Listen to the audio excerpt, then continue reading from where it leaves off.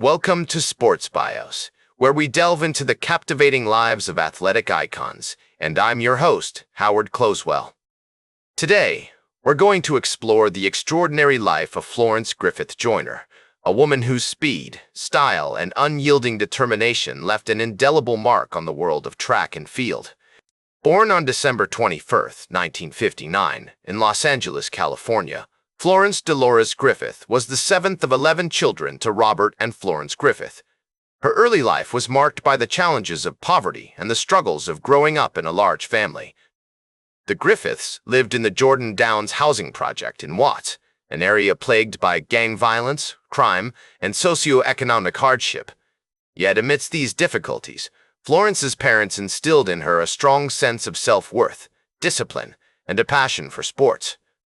As I reflect on Florence's early life, I am reminded of the words of Maya Angelou, who once said, "You may not control all the events that happen to you, but you can decide not to be reduced by them."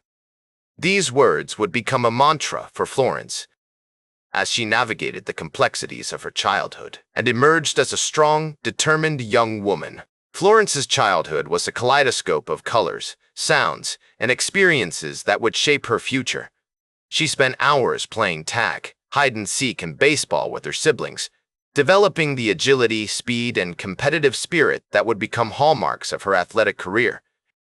Her parents, though facing their own struggles, encouraged Florence's love for sports, recognizing the potential it held for her to escape the limitations of their circumstances. These carefree moments, though fleeting, had a profound impact on Florence's development as an athlete and as a person. As a young girl, Florence attended the 13 7th Street Elementary School, where she first discovered her talent for running. She was a natural, with a stride that devoured ground and a determination that left her peers in awe. Her early coaches and teachers recognized her potential, nurturing her gift with guidance, support, and encouragement. I've often wondered what sparked Florence's initial interest in running. Was it the thrill of competition, the rush of adrenaline, or something deeper? Perhaps it was the sense of freedom that came with sprinting down the track, unencumbered by the burdens of her daily life. Whatever the reason, Florence's love for running would become an all-consuming passion, driving her to push beyond the boundaries of human potential. The Watts riots of 1965, which occurred when Florence was just 6 years old, had a profound impact on her family and community. The chaos, violence, and social unrest that followed would later influence her perspective on the world and inform her decisions as a young athlete. As I ponder the significance of this event, I am reminded of the words of Martin Luther King Jr., who said, "The ultimate measure of a man is not where he stands in moments of comfort and convenience, but where he stands at times of challenge and controversy." Florence's experiences during this tumultuous period would shape her into a strong, resilient woman, capable of navigating the complexities of a rapidly changing world.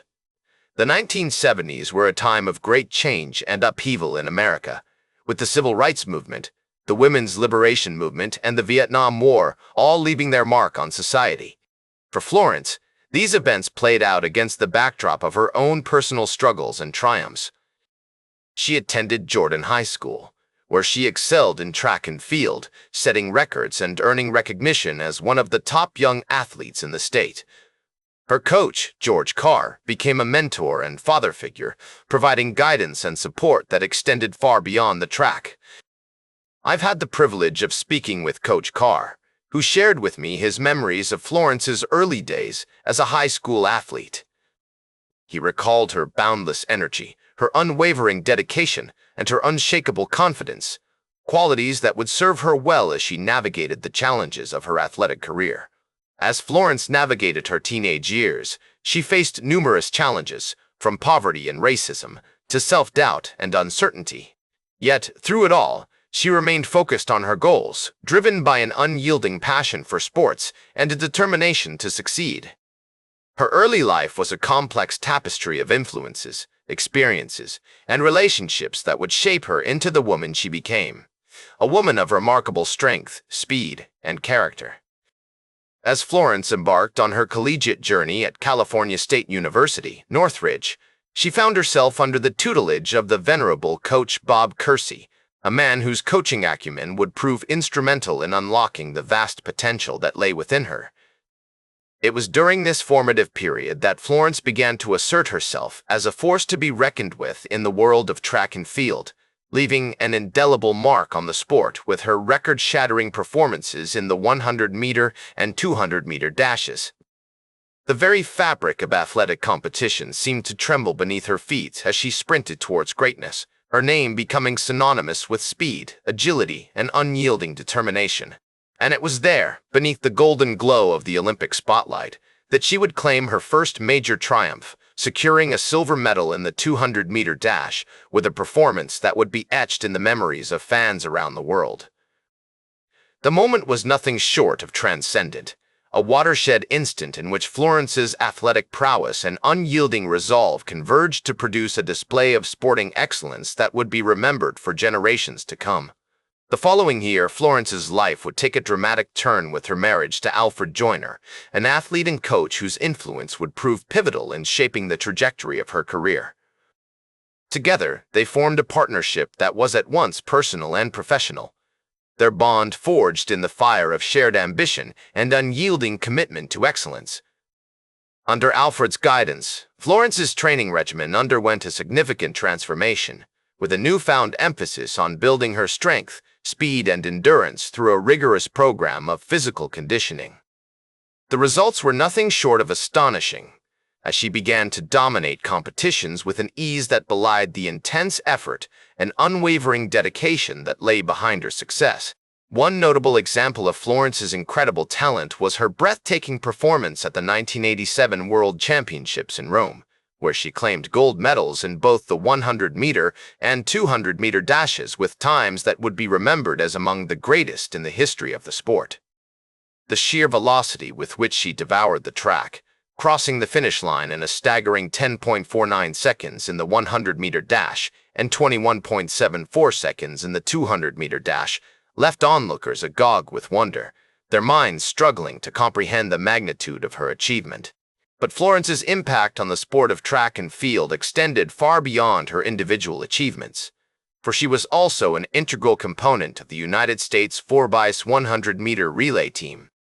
Alongside her teammates, Alice Brown, Sheila Eccles, and Jeanette Bolden, Florence formed a quartet that would go on to set multiple world records and claim numerous championships, their chemistry and camaraderie on and off the track proving to be a decisive factor in their success.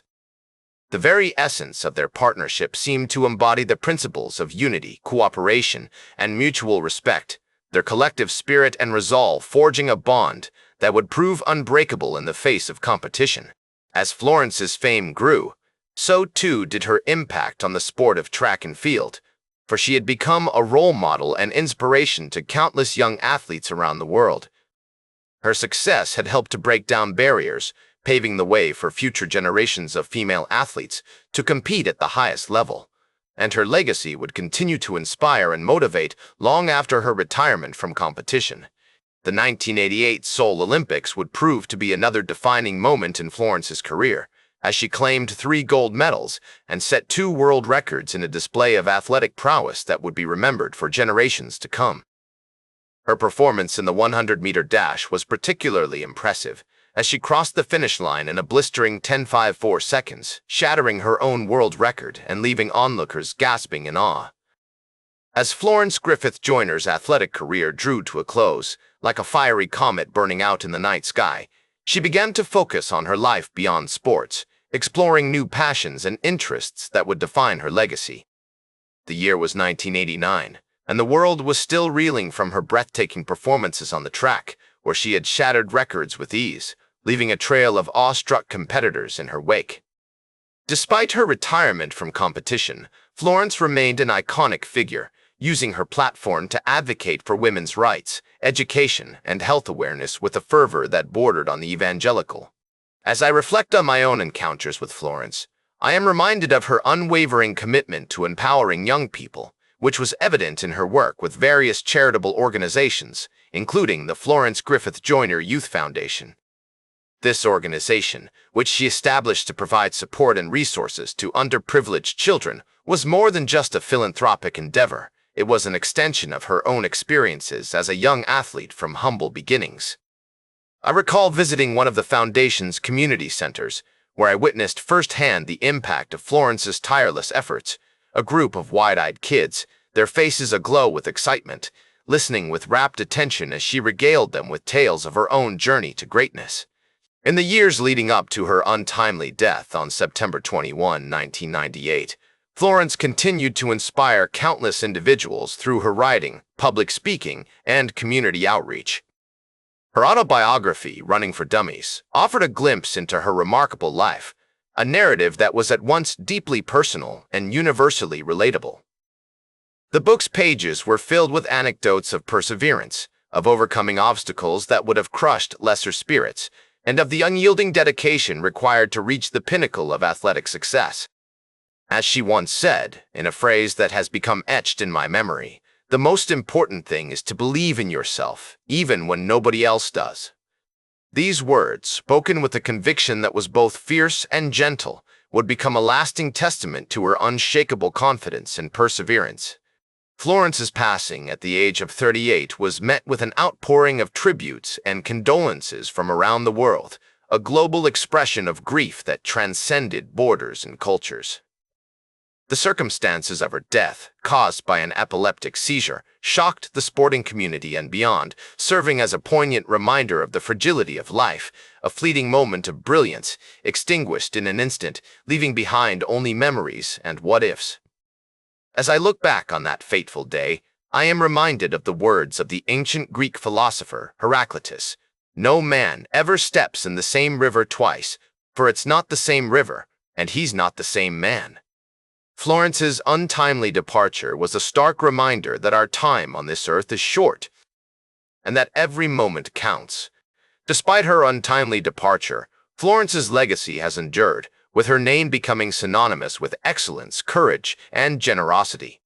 Her impact on women's sports is immeasurable, paving the way for future generations of female athletes to compete at the highest level. Her unwavering commitment to empowering others has left an indelible mark on the world of sports and beyond. We see this in the countless lives she touched through her foundation, in the young athletes who found inspiration in her example, and in the communities that continue to benefit from her philanthropic efforts. That's all for today's Sports Bios. Remember to like, share, and subscribe. And until next time, I'm Howard Ploswell, reminding you to keep shooting for your goals.